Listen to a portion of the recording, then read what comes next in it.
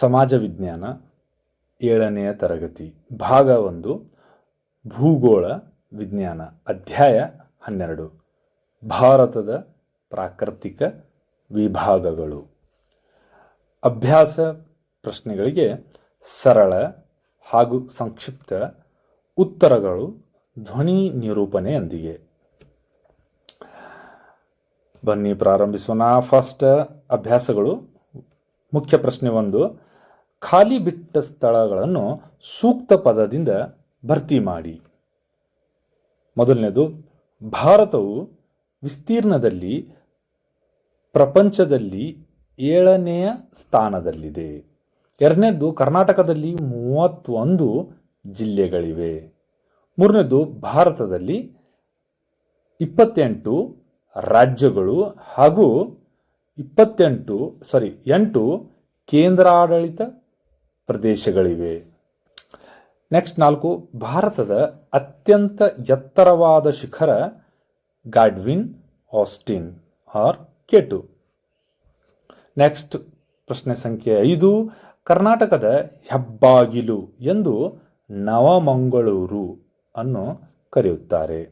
6ನೇದು, ಕರ್ನಾಟಕ ರಾಜ್ಯದಲ್ಲಿ ಅತಿ ಹೆಚ್ಚು ಮಳೆ ಬೀಳುವ ಪ್ರದೇಶ ಆಗುಂಬೆ.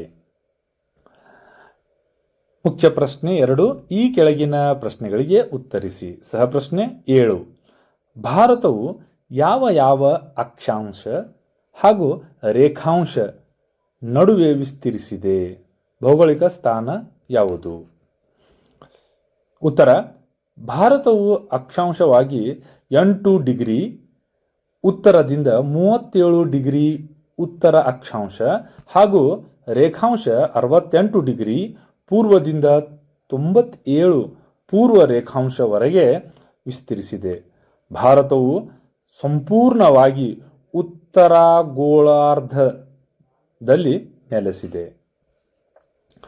ನೆಕ್ಸ್ಟ್ ಪ್ರಶ್ನೆ ಸಂಖ್ಯೆ 8, ಕರಾವಳಿಯನ್ನು ಹೊಂದಿರುವ ಕರ್ನಾಟಕದ ಜಿಲ್ಲೆಗಳನ್ನು ತಿಳಿಸಿ ಅಥವಾ ಪಟ್ಟಿ ಮಾಡಿರಿ.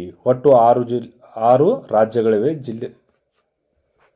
ಅದು ತಪ್ಪಾಗಿತ್ತು. ಇದು 8ನೇದು ನೋಡೋಣ. ಕರ್ನಾಟಕದ ನೆರೆಹೊರೆಯ ರಾಜ್ಯಗಳ ಪಟ್ಟಿ ಮಾಡಿ. ಒಟ್ಟು 6 ರಾಜ್ಯಗಳಿವೆ. ಉತ್ತರಕ್ಕೆ ಮಹಾರಾಷ್ಟ್ರ, ವಾಯುವ್ಯಕ್ಕೆ ಗೋವಾ, ಈಶಾನ್ಯಕ್ಕೆ ತೆಲಂಗಾಣ, ಪೂರ್ವಕ್ಕೆ ಆಂಧ್ರ ಪ್ರದೇಶ್, ಆಗ್ನೇಯಕ್ಕೆ ತಮಿಳುನಾಡು, ನೈಋತ್ಯಕ್ಕೆ ಕೇರಳ ಮತ್ತು ಅರಬ್ಬಿ ಸಮುದ್ರ. ನೆಕ್ಸ್ಟ್ ಕ್ವಶನ್ ನಂಬರ್ 9, ಭಾರತದ ಪ್ರಾಕೃತಿಕ ವಿಭಾಗಗಳನ್ನು ಹೆಸರಿಸಿ. ಒಟ್ಟು ಪ್ರಮುಖವಾಗಿ ಎಷ್ಟಿವೆ? 4 ಇದೆ ಪ್ರಮುಖವಾಗಿ. ಹಂಗೆ ನೋಡಿದ್ರೆ 6 ಅದಾವು.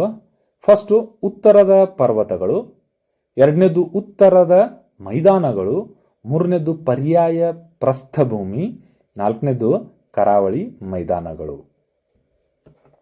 ನೆಕ್ಸ್ಟ್ ಪ್ರಶ್ನೆ ಸಂಖ್ಯೆ 10, ಕರ್ನಾಟಕದ ಪ್ರಾಕೃತಿಕ ವಿಭಾಗಗಳಾವವು?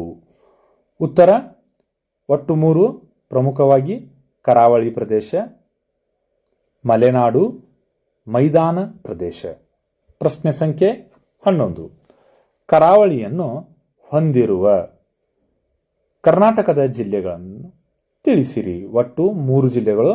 ಉತ್ತರ ಕನ್ನಡ ಕಾರವಾರ ಎಂದು ಪ್ರಸಿದ್ಧ, ಉಡುಪಿ, ದಕ್ಷಿಣ ಕನ್ನಡ ಮಂಗಳೂರು ಎಂದು ಪ್ರಸಿದ್ಧ. ಈ ಕಾರವಾರ ಮತ್ತು ಮಂಗಳೂರು ಅಲ್ಲಿ ಸಿಟಿಗಳು, ಆದರೆ ಇವೇ ಸಿಟಿಗಳ ಹೆಸರಿನಿಂದ ಅವು ಫೇಮಸ್ ಆಗಿವೆ.